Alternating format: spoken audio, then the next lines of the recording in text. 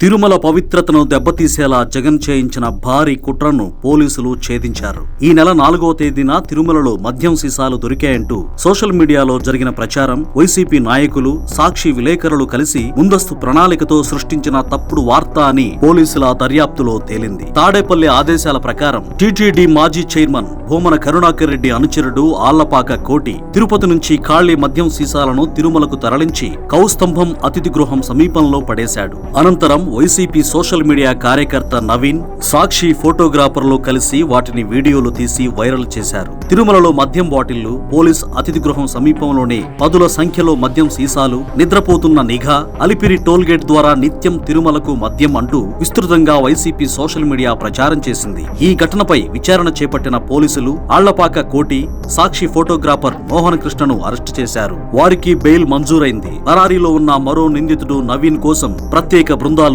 గాలిస్తున్నాయి.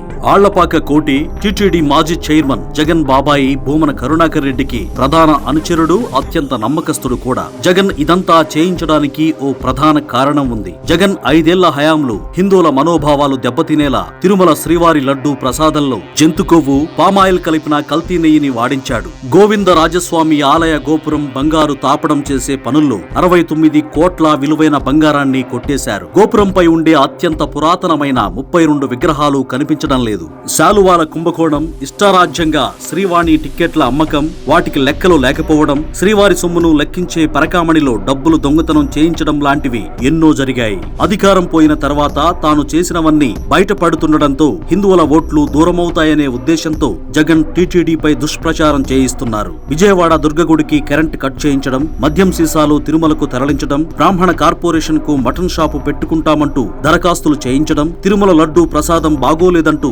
తెలంగాణ హైకోర్టులో పిటిషన్ వేయించడం లాంటి నిర్వాకాలు చేయిస్తున్నారు. అయితే వీటిని గ్రహించలేనంత అమాయక స్థితిలో జగన్ లేడనుకోవడం మన భ్రమ. ఒక అబద్ధాన్ని పదే పదే ప్రచారం చేయడం ద్వారా దాన్ని నిజం చేయాలన్నదే అతని ఆలోచన.